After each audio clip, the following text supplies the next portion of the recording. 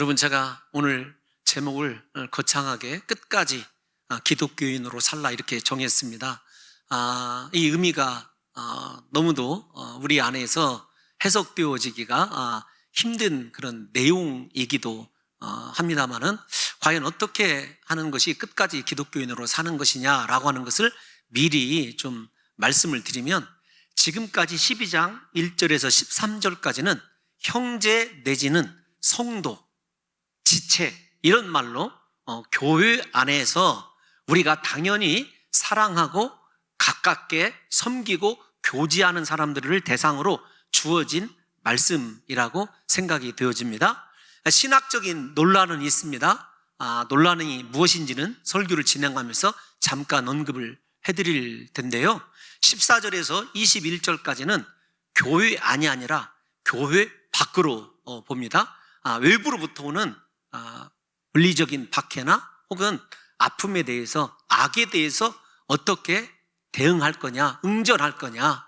중요한 건 교회 안에서처럼 그렇게 진실한 거짓이 없는 사랑을 통해서 악을 미워하고 선에 속하여 형제와 우애하고 존경했던 것처럼, 교회 혹시라도 밖에 있는 외부 세력으로부터 우리가 아픔을 당하고 악을 그렇게 감수해야 될 때에도 끝까지 동일한 사랑으로 대하라라고 하는 것이 여러분 핵심이기 때문에, 제가 설교 오늘 강의의 제목을 끝까지 기독교인으로 살라 이렇게 여러분들에게 정해 놓았습니다. 그렇게 여러분들이 제목을 조금 이해하시면서 우리가 지금 살펴보고 있는 내용은 어떤 것이냐면, 진실한 사랑에 관한 거죠.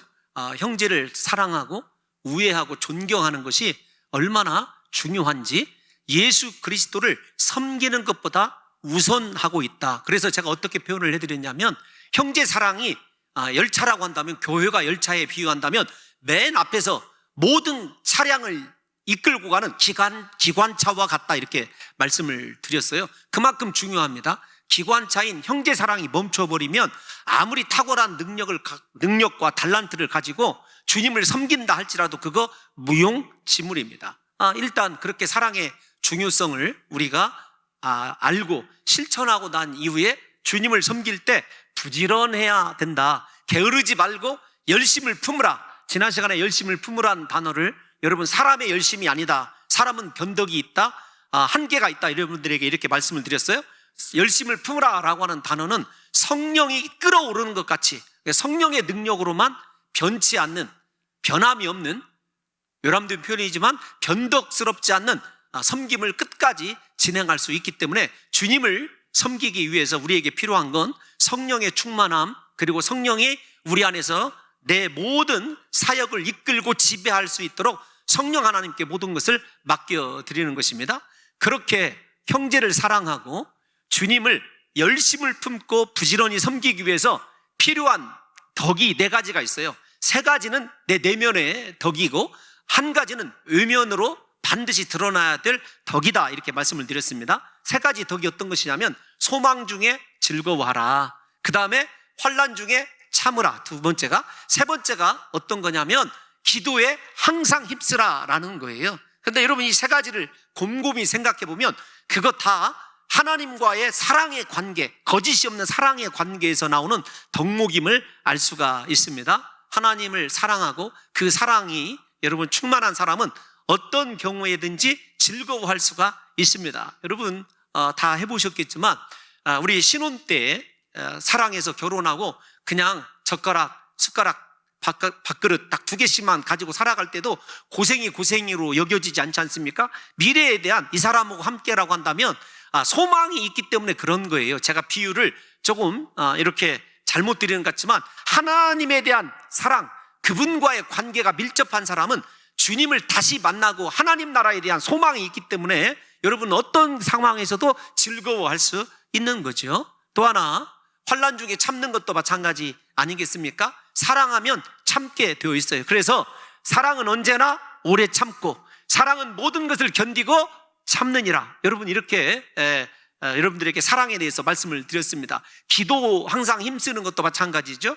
기도는 하나님과 대화 아닙니까? 사랑하는 연인이요, 항상 같이 있어도 할 말이 많은 거예요. 만약에 사랑한다고 하면서도 그 사람을 찾지 않는다면 그 사랑이 거짓이겠죠. 마찬가지입니다. 하나님을 정말로 사랑한다면 날마다 하나님 만나기를 힘쓰고 하나님과 대화하는 것을 최선을 다하게 되어 있는 거죠. 제가 억지인지는 모르겠습니다만은 그 모든 개인의 덕목, 형제를 사랑하고 주님을 섬기는 것도 결국은 내 안에 하나님의 거짓이 없는 사랑이 충만하게 될 때 가능하더라, 이렇게 말씀을 드리는 거예요. 그 다음에 이제 마지막 한 가지가 어떤 것이었습니까?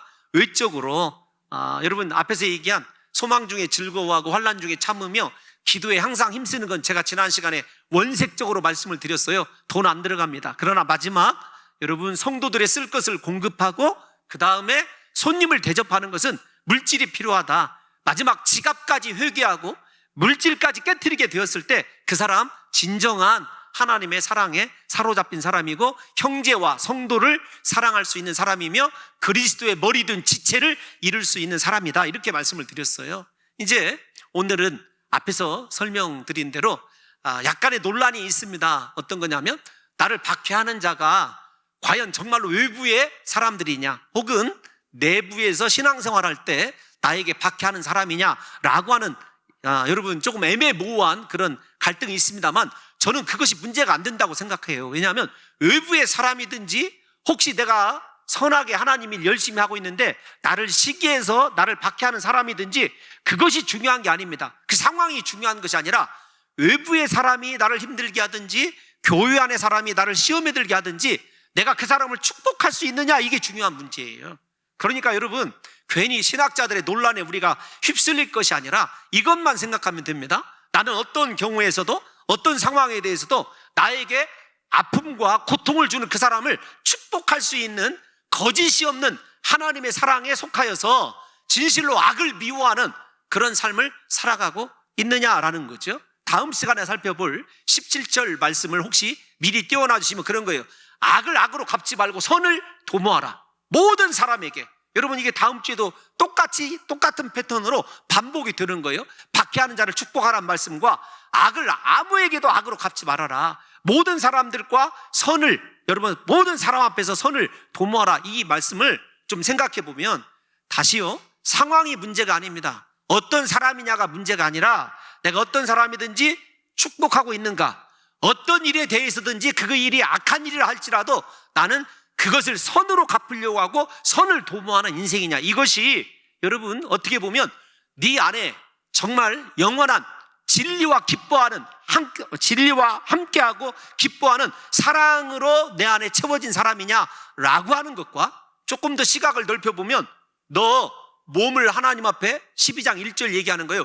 거룩한 산 제물로 드렸다면서, 두 번째로는 네 마음이 새롭게 변화를 받아서 하나님이 기뻐하시는 뜻을 구별할 수 있다면서 라고 하는 것이 어디로 입증이 되어야 되냐면 여러분 박해하고 나에게 악으로 대하는 사람들에 대해서도 동일하게 끝까지 하나님의 사랑으로 그렇게 대할 수 있어야 된다라고 하는 것이 사도 바울이 이 12장에서 우리에게 권면해 주는 말씀이라는 것입니다. 여러분 14절을 보면 먼저 박해라고 하는 단어는 여러 가지로 해석할 수 있습니다. 동일한 말인데 의도적으로 악의를 가지고 고의적으로 우리에게 아픔을 주는 것을 박해라고 그렇게 이야기합니다.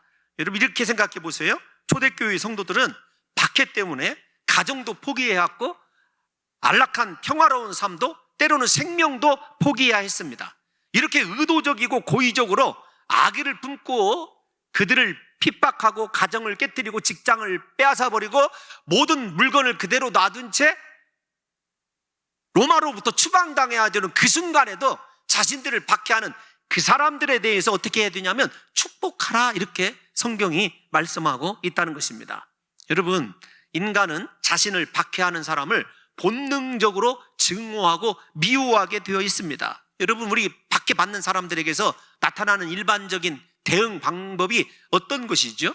어떤 것입니까? 내가 만약에 권력이 있다면, 힘이 있다면, 물질로 풍부하다면요 반드시 내 힘으로 그 사람에 대해서 보복하고 싶고 내가 당한 것에 몇 배라도 갚아주고 싶은 것이 우리 인생의 본능 아닙니까? 성경에서 제가 신명기 강해할 때 여러분들에게 이렇게 동해 보상의 법칙에 대해서 말씀해 드린 적이 있어요. 하나님께서 율법을 주실 때 뭐라고 얘기했냐면 이에는 이로, 눈에는 눈으로. 여러분, 그 말씀이 복수를 조장하는 말이 아니라 인생의 악함을, 그래서 한계를 정해놓은 거예요. 네가 눈 하나 상했느냐? 너를 눈 상하게 한 그 사람도 눈만 상하게 하라는 뜻이에요. 사람은요, 되로 받으면 말로 줘야 직성이 풀리는 사람입니다. 말로 갚아야. 그러니까 우리의 악함을 주님이 아시는 거예요. 여러분, 이런 생각을 해보면 우리에게 직접 보응하지 말고, 나중에 19절에서 나와요. 모든 원수를 하나님께 맡기고, 우리가 할 수 있는 권리는 어떤 것이냐면 다른 사람을 저주할 권리가 있는 것이 아니라 축복할 수 있는 권리만 있다라는 사실을 저와 여러분들이 아셔야 된다는 것입니다. 다시 말씀을 드리면, 그러므로 교회 안의 형제나 성도들을 사랑하고 섬기는 것에 만족하지 말고 우리를 박해하는 사람을 축복하고 저주하지 말아야 된다. 이것이 진정한 크리스찬이다. 이렇게 우리에게 강조해주고 있는 것입니다. 제가 말은 이렇게 하고 있지만 이 실천 자체가 얼마나 힘든지를요, 목회자로서 충분히 경험하고 있습니다. 여러분, 오늘 이 본문을 보시게 되면 조금 어려울지 모르겠지만 박해하는 자를 뭐뭐뭐 하지 말고 그 다음에 뭐뭐뭐 하라, 소극적인 명령과 적극적인 명령이 한 문장 안에 그대로 나타나 있어요. 여러분, 14절만 그런 것이 아닙니다. 박해하는 자를 여러분 저주하지 말고 축복하라. 16절에 보면 높은 데 마음을 두지 말고 먼먼 낮은 데 처하라. 뭐뭐뭐 하지 말고 뭐뭐뭐 하라. 뭐뭐뭐 하지 말고 뭐뭐뭐 하라가 무려 17절 19절 4번이나 등장해요.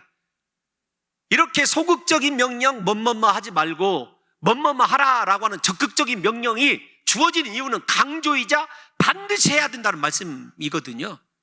그러니까 다른 말씀은 이따가 말씀을 드리고, 우리에게 나를 박해하는 사람을 축복하라, 저주하지 말아야 된다라고 하는 것은 반드시 우리가 실천해야 될 하나님의 사랑이고, 그 사랑을 실천하게 되었을 때 내가 악을 미워하고 선에 속한 사람이라고 하는 것을 입증하게 된다는 것을 여러분들과 제가 생각해야 된다는 것입니다.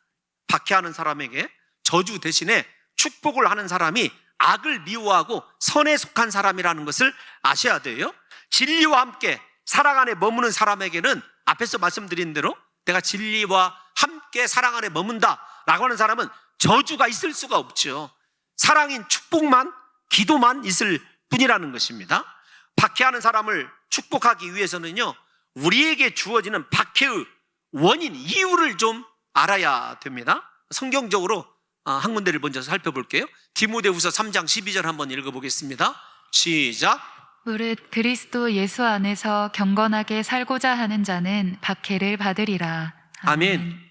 내가 정말로 하나님 뜻대로 살고 싶고 진정한 예배자로 살고 싶은 사람에게는요, 무슨 일이든지 어떤 일이든지 나에게 꼭 일어난다는 사실을 아셔야 돼요. 박해를 받으리라 성경이 얘기하고 있습니다.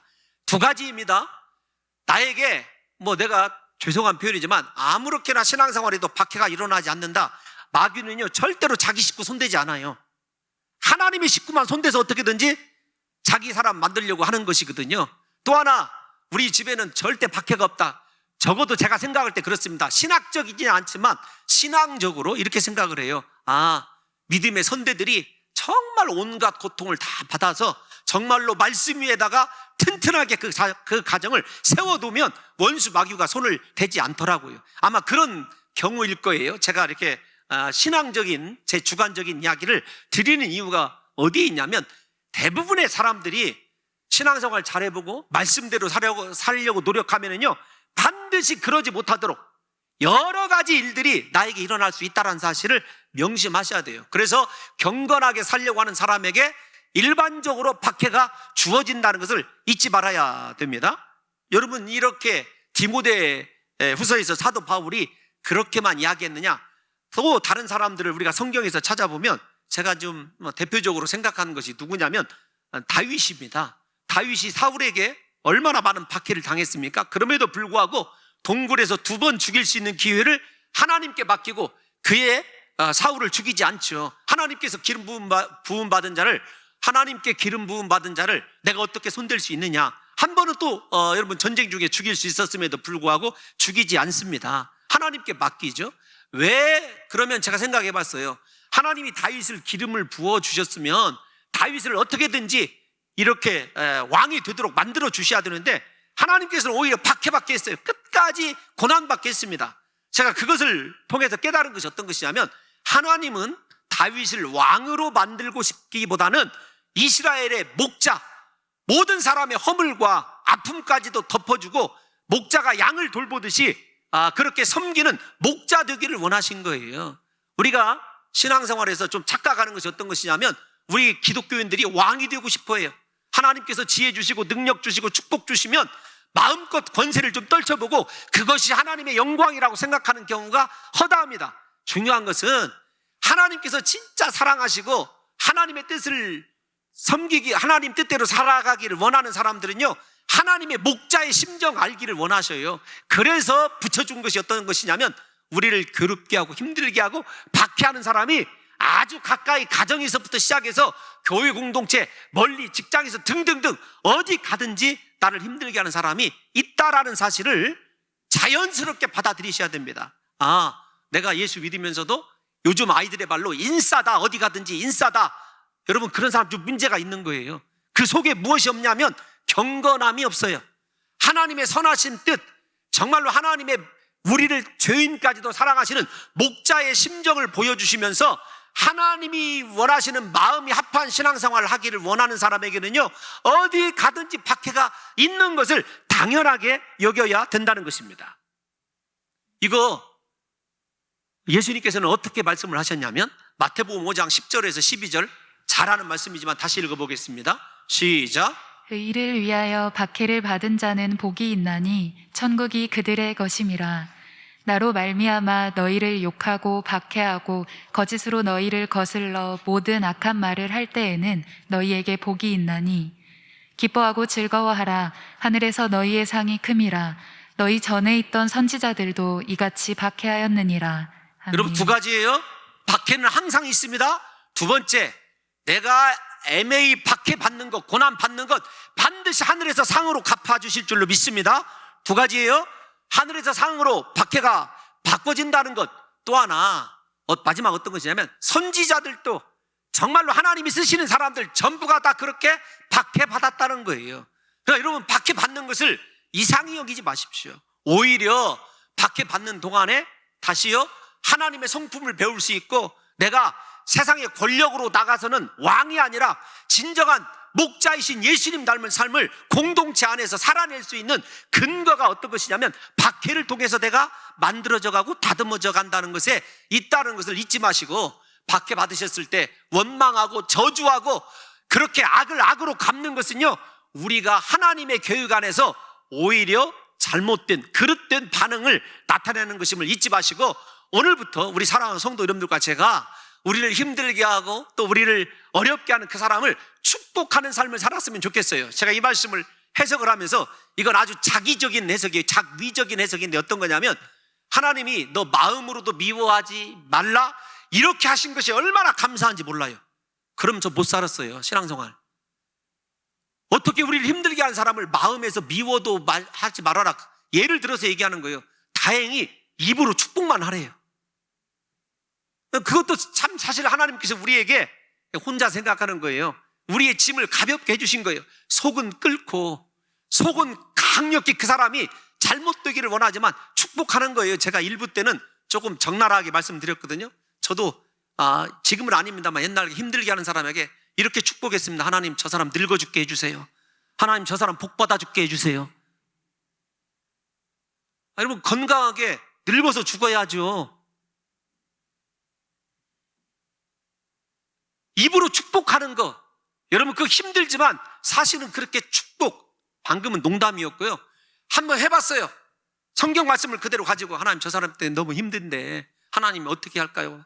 하나님이 축복하라는 거예요. 기도하고 막 그 사람에 대해서 그냥 형식적이지만 입으로 축복을 해봤습니다. 그랬더니 어느 순간에 마음의 위로가 오는 거예요.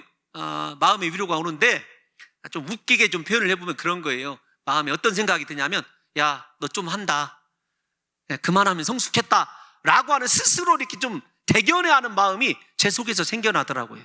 그 다음부터 그 사람이, 죄송합니다, 완전히 미움이 사라진 것이 아니라 덜 미워지더라고요. 정말로 이제는 고개 돌리는 것이 아니라 손을 내밀 수 있는 정도는 되더라고요. 그러니까 여러분, 성경이 진리예요. 입으로 축복해 보십시오. 나를 힘들게 하는 그 사람을 정말로 복을 빌어보세요. 그러면 그 복이 내 안에 평안을 주는 것이 저는 일단 가장 큰 귀한 은혜라고 생각을 하고 있습니다. 다시 좀 말씀을 드리면, 우리의 이성과 힘으로는 도저히 고의적으로 우리를 힘들게 하는 그 사람들에게 축복할 수 없어요. 왜냐하면 본래 인간 안에는 사랑이 없기 때문에 그렇습니다. 그러나 내가 정말로 몸을 거룩한 산제물로 드렸고 내 마음이 새롭게 변화를 받아서 그 안에 거짓이 없는 예수님의 사랑이 있다고 한다면 문제가 달라지죠. 사랑이 나를 붙들면은요, 문제가 달라져요. 정말 사랑하게 되면 문제가 달라지더라고요. 우리가 잘 아는, 저는 제 이야기 가운데 그런 말씀을 감히 드릴 수가 없어서, 우리 선배 목사님이신 손양훈 목사님, 사랑의 원자탄으로 불리는 목사님의 이야기를 좀 들어드리면 그런 거예요. 자기 자식 둘을 죽인 원수를 어떻게 했죠? 자기 자식으로 삼고 목사로 만들었어요. 그 일이 어떻게 가능하냐고요.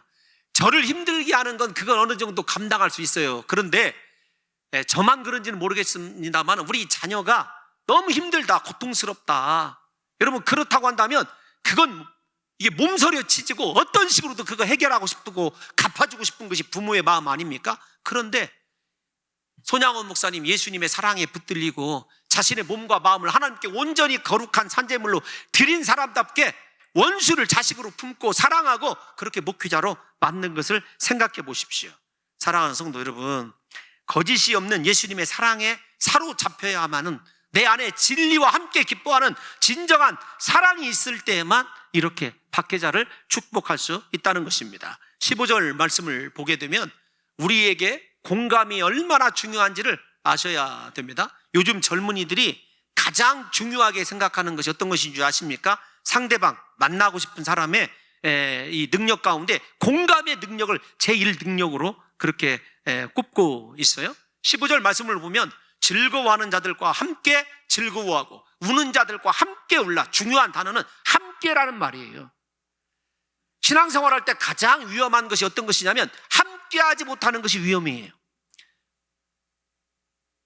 여러분 곰곰이 생각해 보십시오. 일단은 즐거워하는 자들과 함께 즐거워하고 우는 자들과 함께 울라라고 하는 그 대상이 우리의 원수일 수 있다라고 하는 해석학적인 입장이 하나 있어요. 아니면 교회 아닐 수도 있다, 이렇게 좀 나뉘어져 있지만 앞에서 말씀드린 그거 중요한 거 아닙니다. 나는 누가 되었든지 어떤 사람들과 진실한 어떤 사람들과도 예수님의 사랑으로 그렇게 함께 할 수 있느냐라고 하는 것을 생각해 보아야 합니다. 우리는 다른 사람의 즐거움, 혹시 그 사람이 원수라 할지라도 그 사람의 즐거움에 참여할 줄도 알고 그 사람의 슬픔에도 동참할 수 있는 성숙한 사랑의 사람으로 우리가 성장해 가야 한다는 것입니다. 여러분, 사도 바울이 이 말씀을 고린도전서 12장 26절에서 이렇게 얘기했어요. 한번 다 같이 한번 읽어보겠습니다. 고린도전서 12장 26절 시작. 만일 한 지체가 고통을 받으면 모든 지체가 함께 고통을 받고 한 지체가 영광을 얻으면 모든 지체가 함께 즐거워하느니라. 아멘. 아멘. 여러분, 한 사람에 의해서 모든 지체가 움직일 수 있는 교회, 그 사람이 중요한 교회예요. 정말 건강한 교회입니다. 한 사람과 모든 사람이 함께 할 수 있는 교회, 그 교회가 건강한 거죠. 숫자가 중요한 것이 아닙니다. 우리가 꿈꾸는 교회가 어떤 교회냐? 바로 그런 교회여야 돼요. 모두가 다 함께 할 수 있는 그런 교회여야 된다는 것입니다. 하나님께서는 우리 인간의 간사하고 이기적인 마음을 너무도 잘 아시는 것 같아요. 우리는 실제로 다른 사람의 행복이나 성공이나 잘 되는 것에 대해서 부러워하죠. 부러워하기 시작을 하면 어떤 것이 생기냐면 속에서 질투하는 마음이 여러분 생기기 시작합니다. 그래서 진심으로 축복하는 마음은 없고 입술로는 그래 잘 됐네, 정말 축하해, 그러면서도 마음으로는 심하게 배합하는 경우가 있어요. 여러분들은 안 그러실지 모르겠지만 목회자인 제 안에는 그런 마음이 있습니다. 말로서는 얼마든지 축하한다고 축복한다고 할 수 있지만 그 사람의 마음에까지 진짜 마음으로 그 즐거움과 그 성공을 축복해 줄 수 있는 우리의 심령이 그렇게 예수님처럼 가난한 심령을 가지고 살아가고 있는지를 좀 생각해 봐야 합니다. 제가 곰곰이 생각해 봤어요. 왜 그렇게 다른 사람의 성공에 대해서, 잘됨에 대해서 우리가 함께 즐거워하지 못할까 생각해 보니까 어떤 것이냐면, 우리 이제 공동체 안에만 놓고 생각해 보면, 여러분, 우리 모두는 다 사랑의 대상 아닙니까? 그런데 이 사랑의 대상을 경쟁의 대상으로 생각하는 것 같아요. 우리 공동체 구성원에 대하여 섭섭해하게 하고 분노하며 미워하는 이유가 무엇일까요? 여러분, 상대방이 나에게 직접적인 상처나 피해를 주어서이기도 합니다. 말로 상처 주는 경우도 있고 여러 가지 실수 때문에 아픔을 당하는 경우도 있죠. 그런데 그렇다고 해서 여러분, 그 사람에 대해서 막 저주하거나 그런 마음은 극히 드물어요. 왜 우리가 그렇게 함께하지 못하느냐라고 한다면, 앞에서 말씀드린 대로 경쟁심 때문에 그런 것 같아요. 이기심, 더 나아가서 승부욕 때문에 그런 것 같습니다. 저도 승부욕이 굉장히 강하거든요. 실제적으로 강해요. 그런데 승부욕이 강하고 무언가 이루려고 하는 마음이 강한 사람은 별로 행복하지 못합니다. 마음이 평안하지 못해요. 만족과 감사와 기쁨이 줄어든다는 것을 제 자신을 볼 때도 알아요. 그런데 특별히 더 다른 목표자와 경쟁하고 있다, 이거 여러분 정말로 힘들어지거든요. 그래서 제가 드리고 싶은 말씀은 어떤 말씀이냐면, 사랑하는 성도 여러분, 지금 옆에서 함께 예배드린 사람은요, 경쟁의 대상이 아니에요. 사랑의 대상이고, 그 사랑이 진실한 사랑으로 승화되어 있다고 한다면요, 나의 이 처지와 상관없이 그 사람에 대해서 얼마든지 축복할 수 있어요. 여러분, 실제적인 일인데요, 이런 경우를 한번 생각해 보세요. 어느 두 집사님이 어려울 때 정말 가깝게 지내셨어요. 그래서 밤마다 함께 모포 뒤집어 쓰고 기도했어요. 문제의 성향은 다르지만, 그런데 어느 날 한 가정에 모든 문제가 다 해결이 되어지고, 그 사람이 물질 문제인데 다 해결이 되어지고 정말로 이제 잘 살게 되었어요. 그런데 자기는 아직 기도 응답이 안 돼서 홀로 모포 뒤집어 쓰고 그 자리에 계속해서 기도하는 입장에 있어야 돼요. 여러분 같으면 그 사람을 진심으로 축복해 줄 수 있겠느냐고요.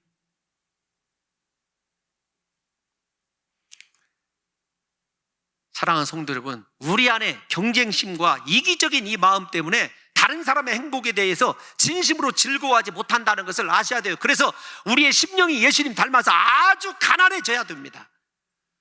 모든 사람의 잘됨에 대해서 축복해 주면은요, 죄송하지만 그 마음을 하나님이 받으시고 우리도 잘 되게 해줄 줄로 믿습니다. 이것이 성경이 지금 우리에게 요구하고 있는 우리 마음의 성소화이거든요. 내 마음이 진짜 그렇게 사랑으로 가득 찬 하나님의 성소냐라고 하는 거거든요. 또 하나는 다른 사람의 슬픔에 대해서도요, 진심으로 함께 할 줄 알아야 됩니다. 우리는 대부분의 다른 사람의 슬픔과 불행에 대해서 정죄하고 비판합니다. 여기까지만 해도 그냥 일반적인 사람들이에요. 그런데 더 악한 사람들은 어떻게 했냐면 은근히 다른 사람의 실패와 아픔을요 즐기는 경우가 있습니다. 교회 안에도 그런 경우를 본 적이 있습니다. 그래서 속으로는 위로하고 격려하는 척하지만 얼마나 죄가 많아서 내지는 이렇게까지 얘기합니다. 그렇게 혼자 신앙생활 잘하고 기도생활 열심히 한다고 하더니 그래 너 잘 되었다. 세상 사람들도 아마 이렇게 생각하지 않을 거예요. 우리 안에 정말로 예수님의 사랑이 있다면요, 내 처지와 상관없이 그렇게 힘들어하고 아파하는 사람을 위해서 울어줄 수 있어야 돼요. 진심으로 여러분 위로해주면서 내가 오늘 하루만큼이라도 내가 당신을 위해서 기도하겠노라고. 여러분, 그것이 진정한 크리스찬의 삶의 모습 아니겠느냐고요. 하나님은 다른 사람의 슬픔에 진정으로 우리가 함께하기를 원하여 마음으로 슬퍼해주고 위로해주고 격려해주기를 원한다고요. 예수님께서 심판받는 백성들의 가장 큰 특징을 얘기할 때 무엇을 꼽으셨냐면 공감의 능력 상실을 이야기하셨어요. 우리 마태복음 11장 17절 한번 읽어보겠습니다. 시작. 이르되 우리가 너희를 향하여 피리를 불어도 너희가 춤추지 않고 우리가 슬피 울어도 너희가 가슴을 치지 아니하였다 함과 같도다. 아멘. 주님께서 심판받은 마음, 그 마음을 얘기하실 때 공감의 능력을 상실한 사람이에요. 피리를 불고 흥이 나면 함께 춤춰줘야 되죠. 슬피 울 일이 있으면 가슴을 치며 함께 아파해 줘야 되는 것 아니겠느냐고요. 다른 지체들에 대하여 무관심하면서 오직 자신만 생각하는 것, 말세의 현상이자 심판의 전조임을 잊지 말아야 됩니다. 오늘날 여러분, 한국 기독교가 어떻게 되어가고 있는지 아십니까? 개인주의. 아니, 이기주의라는 말은 너무 과하고요. 개인주의예요. 내가 신앙생활하는 거 타치하지 말아라. 다른 사람과 잘 교제하지 않으려고 합니다. 그런데 로마서를 배우면은요, 우리 달라져야 돼요. 다른 사람 사랑하고 섬기고 힘들고 고통스럽고 박해받아도요, 그 사람들 안으로 들어가서 함께 부딪히고 살아야 돼요.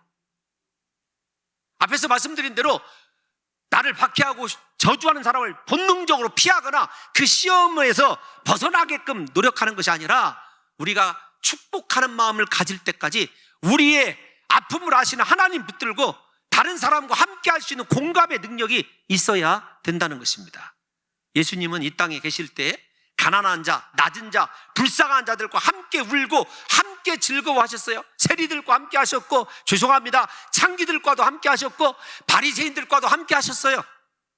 예수님은 모든 사람과 함께 하시기를 기뻐하신 거예요. 그런데 마귀가 꿈꾸는 건 어떤 거냐 줄 아십니까? 우리가 뭐 굳이 모닥불 얘기하지 않아도요, 여러분, 모닥불 흐트러 놓으면 꺼지게 되어 있어요. 아무리 활활 타오르던 모닥불도. 사탄이 가장 두려워하는 것이 어떤 것이냐면 우리가 함께하는 거예요. 우리 15절에 함께라는 말이 2번 나와 있지 않습니까? 사탄이 가장 기뻐하는 것은 나 혼자예요.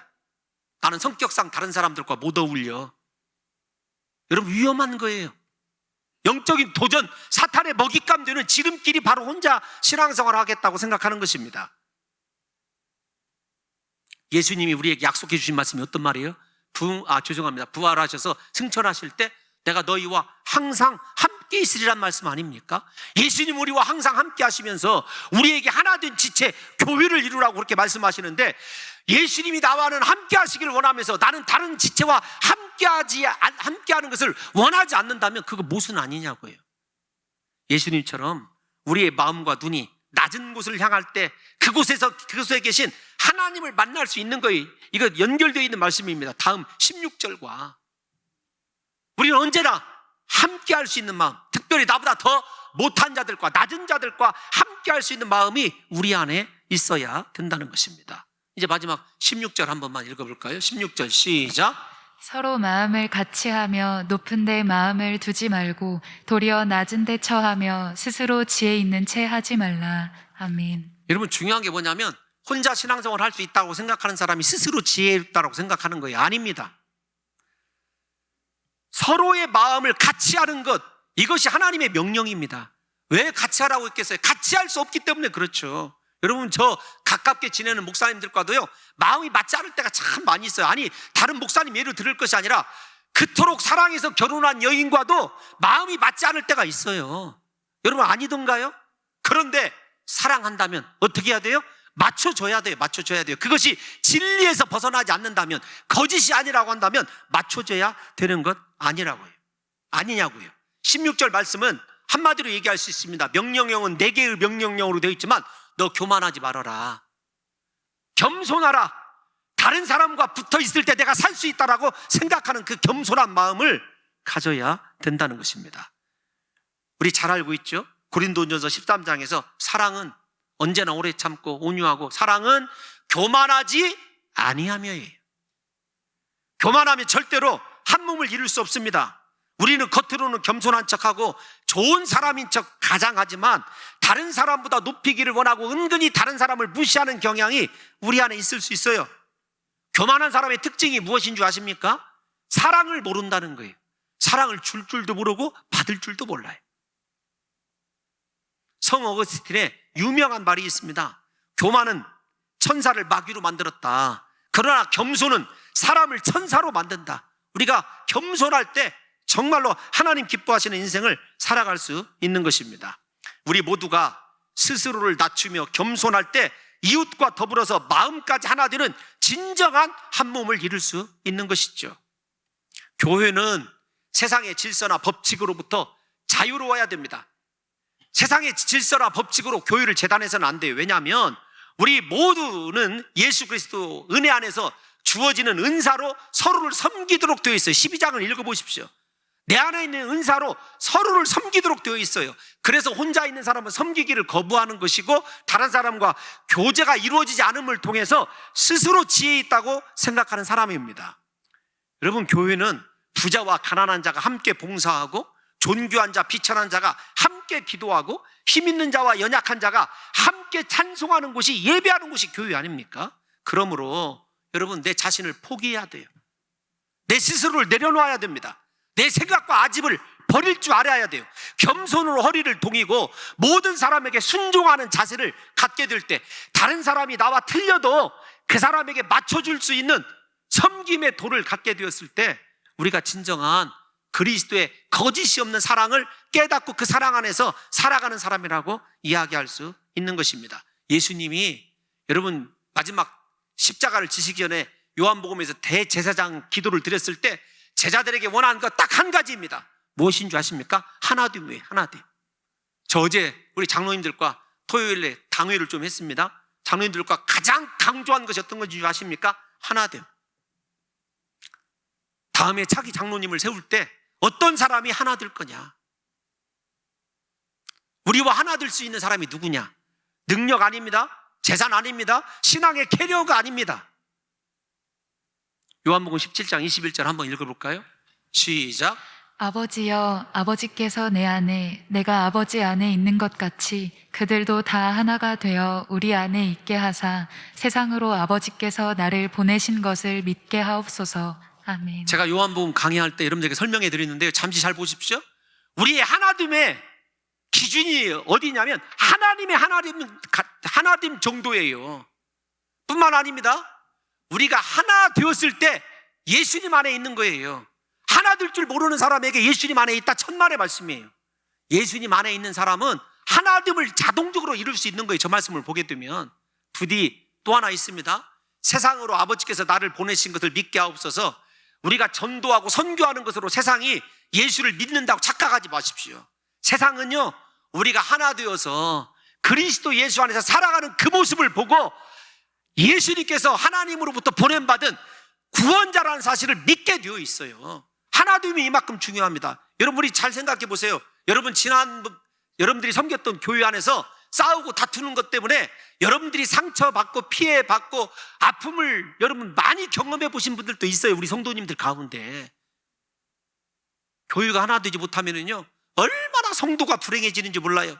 두 번째로는 누가 불행해지냐면 그 교회를 통해서 예수 믿어야 될 사람들이 예수를 믿지 못하는 불행이 생기게 된다는 거죠. 그래서 교회는 평화롭고 교회는 하나 되고 그 하나됨을 위해서 우리가 얼마나 낮은데 우리 마음을 처해야 되는지 몰라요. 부디 사랑하는 성도 여러분, 우리 스스로를 낮은데 두라, 낮은데 처하라, 그 말은 어떤 말이냐면 낮은데 처하라라는 말은 우리 스스로를 낮은데 두라, 그 말입니다. 그러니까 우리를 어디에다 두라는 거예요? 가장 낮은 곳에다 두라는 거예요. 왜냐하면 낮은 곳에 예수님이 계시기 때문에 그래요. 높은 곳에는 예수님이 안 계시더라고요. 화려한 곳에는 예수님이 안 계셔요. 예수님 가장 가난한 동네에 말주에 오셨습니다. 예수님 만나기를 원하고 정말 예수님 닮기를 원한다면 우리 스스로를 낮은 데에 처하라, 낮은 데에 둘 줄 알아야 돼요. 다른 사람 밑에 있게 될 때 여러분 그 사람에 대해서 이해하는 것 아닙니까? 제가 여러분들에게 여러분 또다시 죄송한 이야기 한번 드릴게요. 영어 얘기 한번 하려고 그래요. 영어에 이해한다는 말, 언더스탠드라는 말 잘 알고 있지 않습니까? 언더스탠드, 밑에 서게 될 때 그 사람을 진짜 이해할 수 있게 돼요. 근데 우리는 다른 사람 밑에 서기를 싫어하죠. 예수님은 그토록 낮아지셔서 우리를 구해내셨는데, 부디 우리 사랑하는 성도 여러분들이요, 높은 곳이나 화려한 곳으로 오르면 오를수록 스스로 지혜 있다고 생각하면 생각할수록 예수님 못 만나요. 예수님 어디 계시다고요? 낮은 데 계셔요. 그래서 우리를 낮은 데 두라고 하신 이유는요, 그곳에서 주님이 우리를 기다리고 계시고 우리를 만나주시기 때문입니다. 부디 사랑하는 성도 여러분들과 제가 주님 오시는 그날까지 진정한 사랑의 시금석으로 나를 박해하는 사람을 축복하고 하나 되기를 힘쓸 뿐만 아니라 부디 우리 스스로를 겸손하게 예수님 닮은 사람으로 그렇게 처하게 하심으로 말미암아 날마다 예수님을 두 눈으로 목도하고 살아가시는 귀한 성도들 되시기를 예수님의 이름으로 축원합니다.